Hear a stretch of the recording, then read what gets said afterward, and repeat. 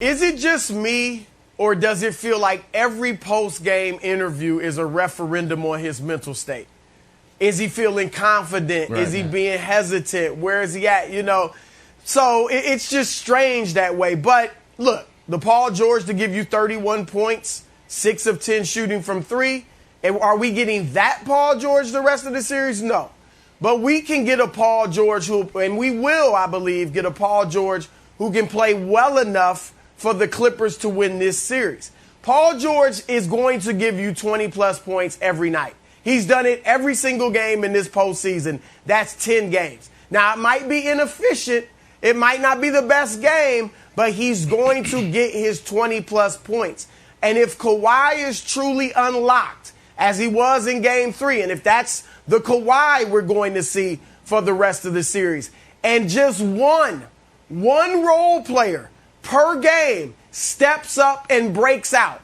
It was Nick Batum with 17 points in Game 3. Reggie Jackson has dropped a 20-piece here and there, 29, I think, in Game 2. Marcus Morris with the 7 threes, was it, in Game 7, 6 or 7 threes in Game 7 against Dallas. If they can just get one role player to step out of himself and play an exceptional game, plus Kawhi at the top of his game, Paul George's 20-plus will be fine.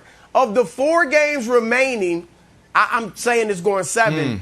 I think George will have one more excellent game as he did in Game 3, and he was very good in Game 2 as well. I think he'll have 2 very good games, or 2 good to very good games, and one more mediocre game. So, bottom line is he can play well enough as the second guy to Kawhi for them to win this series. How about that? Chris, we talked about this Friday, and what I asked for was an easy 30, and he gave us that 30.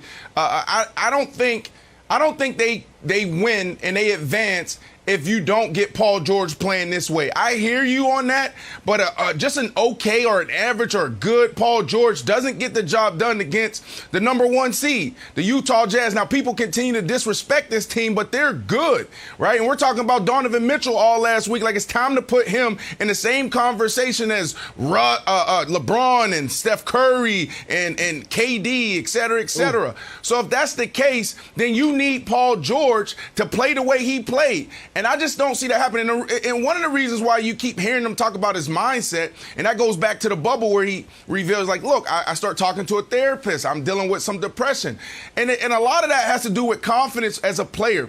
As a player, and anybody for that matter, when you lose your confidence, you are done. You are cooked. So think about what he was just saying in his press conference after, after when he was interviewed after the game. He was like, I just kept telling myself to shoot. If you're a player, any sport, and you're out there thinking about the results, if you're thinking about, is Brandon Marshall going to say playoff P? Is Stephen A. Smith going to say this? Chris Broussard? Like, you're done.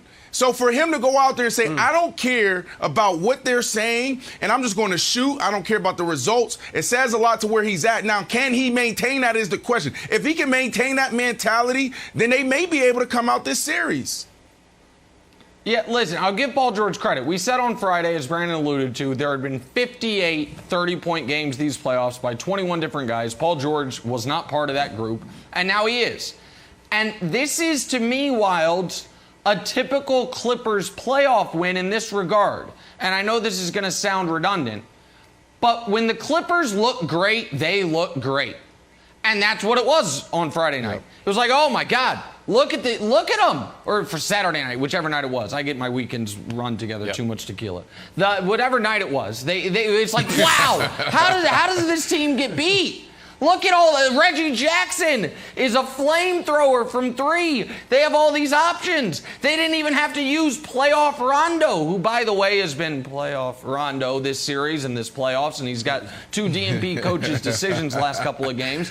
But there is, when things, I know this is going to sound odd, and people are like, Nick, you're hating on the Clippers, but I mean it.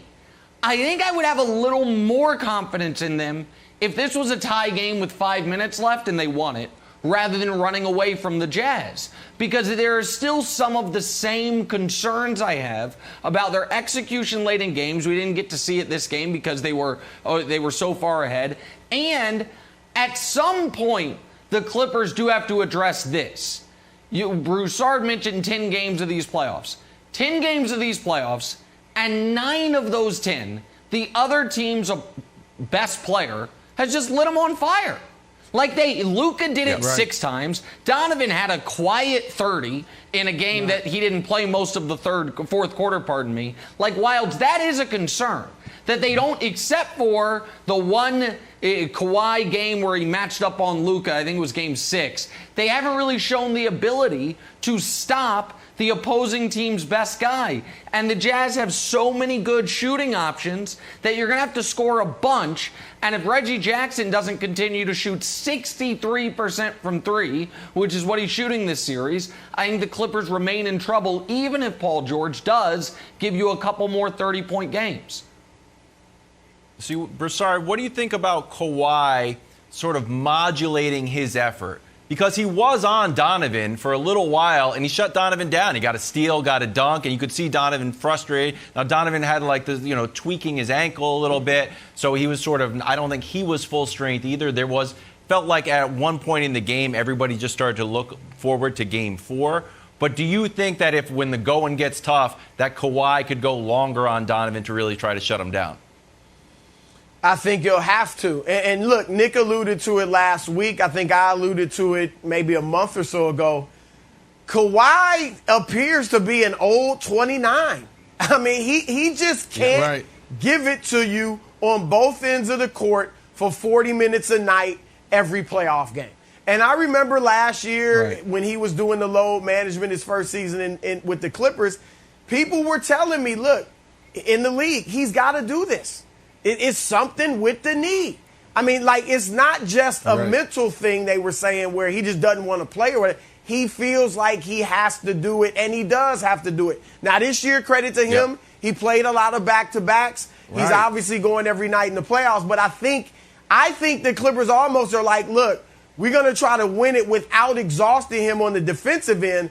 But when push comes to shove, if we absolutely have to put him there on the best guy defensively, then we're going to have to do it. And I almost think there's a deal, and he knows it too. We'll try to win without me having to guard Donovan. But if I got to, then I will.